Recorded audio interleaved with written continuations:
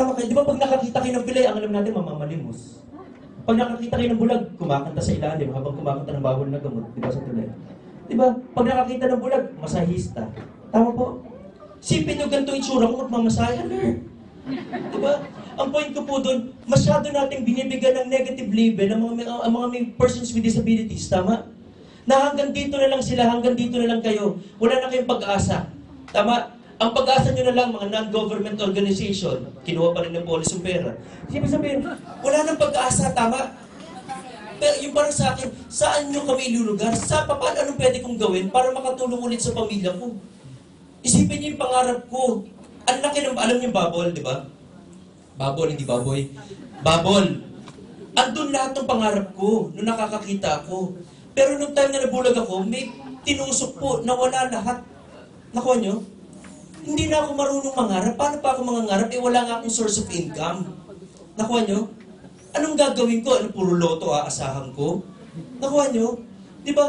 Yung time nung bumalik ako ng Baguio, yung mom ko po, every katapusan po, naririnig ko umiiyak. So ako po sinisilip ko. Anong sinisilip yun? Basta ganun. Nakikita ko po yung nanay ko, umiiyak sa likod ng pintuan katapusan. Umiiyak po. Kausap si Judith habang umiiyak. Judith ng kuryente, ng ilaw, tubig, telepono. Bakit po? Hindi na mabayaran, wala na akong maibigay. Nakuha nyo? Ang problema po nung kausap niya si Judith, meron pa po siyang bisyo. Alam niyo yung bisyo niya? Mahilig mag-disco si Judith. May nakalagay disconnection date. Alam niyo yung pain, yung frustration, hindi na ako makatulong. Tama po? Yung sa akin po, nung time na yun, nung umakit ako ng Baguio, for 6 months, seryoso po ito, for 6 months po, magpapakamatay ako. Hindi ako lumalabas ng room. Mga teammates ko before, ayoko pong makita. Alam niyo kung bakit? Hindi ko naman makikita talaga. Ibig sabihin, ayoko pong malaman may dumadalo sa akin kaibigan ko. Alam niyo kung bakit? Ayoko po may makakita, may makasama kong kaibigan na lapit sa akin at maramdamang kinakaawaan ako. Nakuha niyo, yun ang pinaka-worst sa mga persons with disability, maramdaman nilang kinakaawaan sila. Kung na sabihin ko, puro awa, wala naman kang binibigay ng pera, di ba? Mukha tumutulong, awa, naanin ko sa awa niyo. Alam niyo yung gano'n? Yung parang sa akin, hindi ko matanggap eh. Nasa denial stage po ako eh. Nakuha niyo? For 6 months, yung mom ko po tinatabi lahat ng pwede kong inumin. Okay? Hindi na po ako marunong magdasal noon for 6 months. Galit po ang nangyayari sa buhay, umiiral sa akin. Kinakusap ko yung Diyos, puro galit ang sinasabi ko sa Diyos. Alam niyo yung tanong ko sa Kanya, bakit ako? Tama? Bakit ako? Ang ganda ng intention ko para tumulong. Di ba? Yung basketball team namin nung nasa Baguio ako noon, evangelistic team. Nagsispread kami ng word ni Lord, di ba? Ang ganda, nagsiserve ako. Pero bakit ako? Ang tingin ko po, pinaparusahan ako, dinidisiplin ako. Tama po ba? Marami po dito siguro sa inyo, mga nakakakita kayo, normal yung sight nyo, pero feeling nyo ang hirap na dinadaanan nyo. Tama? Bakit ko dinadaanan to, Lord? Bakit ang hirap ng mga nangyayari sa buhay ko? Tama? Bakit yung ibang tao, ang ganda-ganda ng buhay, at sasama naman ng ugali? Tama? Naingit tayo, na-insecure tayo sa mga ibang tao. Yung parang nakikita natin yung puro kakulangan sa buhay natin. Tama? Yung po yung naranasan for 6 months. Bakit ako, Lord? Bakit ako? Ba't ginawa mo sa akin ito? Okay? For almost 6 months, hanggang madaling araw, hindi ako nakakatulog. Puro, bakit ako? Iyak ako ng iyak. Iyak ako ng iyak. Bakit ako? Ang sakit sa akin eh.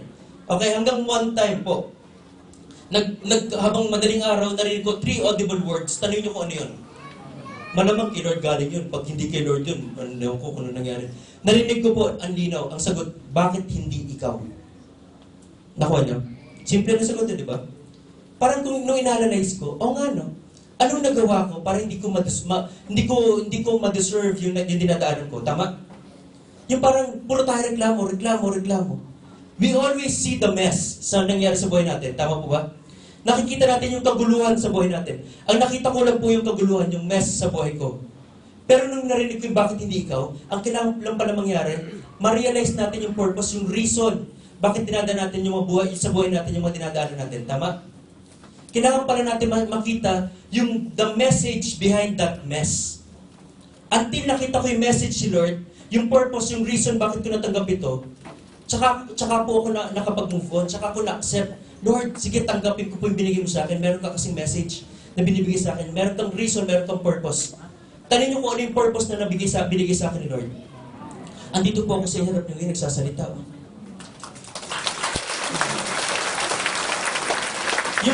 yung para sa akin po hindi ko ginawang dahilan yung kabansanan ko para maabot ko at mabuhay ulit yung mga pangarap ko. Yung sa akin, sige po.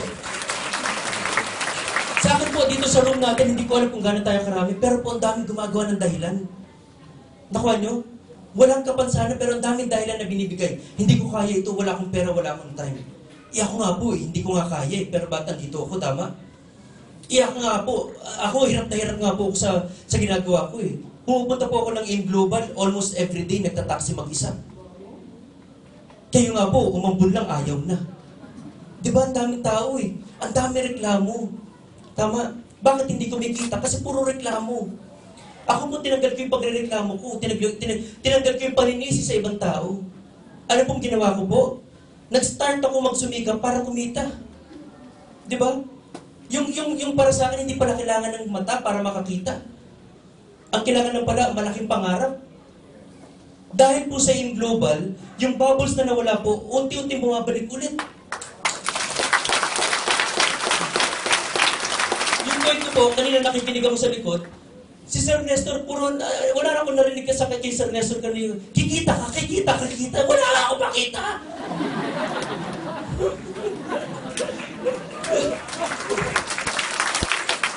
Pero bakit po ako naniwala?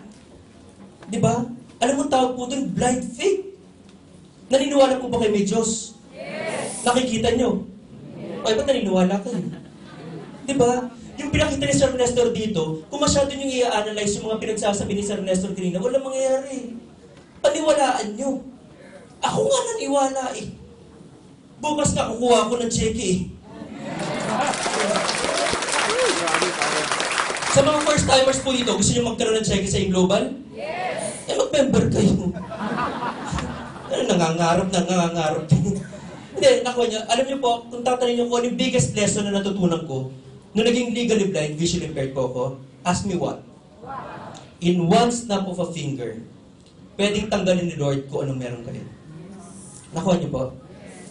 Kung ano may mga material man kayong bagay, in one snap of a finger, pwedeng tanggalin ng Diyos kung ano man meron kayo. Palalimin natin.